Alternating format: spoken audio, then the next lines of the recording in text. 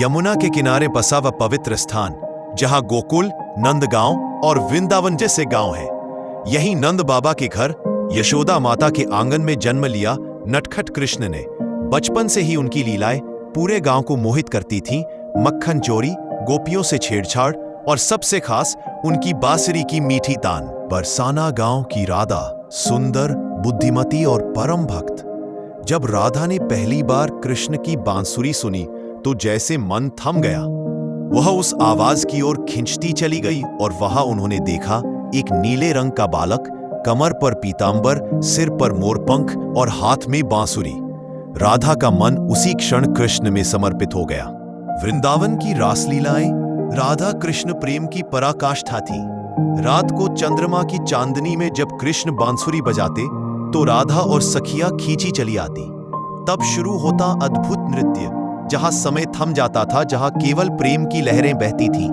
राधा और कृष्ण की दृष्टि जब मिलती तो उसमें शब्दों की आवश्यकता नहीं होती थी।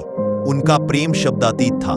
राधा जानती थीं कि कृष्ण केवल उनके नहीं है, वह संपूर्ण ब्रह्मांड के हैं।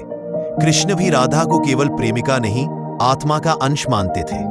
राधा का प्रेम स्वार्थ रहित था, न अधिकार की भावना, न वियोग का डर। एक भाव, तुम रहो मैं रहूं या न रहूं, पर तुम्हारा नाम मेरी सांसों में बसा रहे। समय बदला, कृष्ण को मथुरा जाना पड़ा। कंस का वध करना था, धरती पर धर्म की स्थापना करनी थी। जब कृष्ण विदा लेने आए, राधा मुस्कुराई। उन्होंने कोई आंसू नहीं बहाया, ना कोई सवाल पूछा। वे जानती थी कृष्ण का जाना उनका अंत नहीं, एक और आरंभ था। कृष्ण मथुरा गए, फिर द्वारका के राजा बने, लेकिन वृंदावन में राधा का प्रेम वैसा ही रहा, अडिग, स्थिर, निर्मल। कई वर्षों बाद जब कृष्ण का जीवन अपने अंतिम पड़ाव पर था, उन्होंने राधा से मिलने की इच्छा प्रकट की। राधा तब एक तपस्विनी बन चुकी थी। जब दोनों मिले तो कोई शब्द नहीं बोले गए, केवल आंखों की भाषा चली। कृष्ण ने राधा से पूछा, क्या चाहती हो मुझसे? राधा ने कहा, केवल इतना कि जब तुम बांसुरी बजाओ, मैं वहां न भी रहूं तो भी मेरी आत्मा वह संगीत सुन सके। कृष्ण मुस्कुराए और धीरे धीरे उनकी बांसुरी चुप हो गई।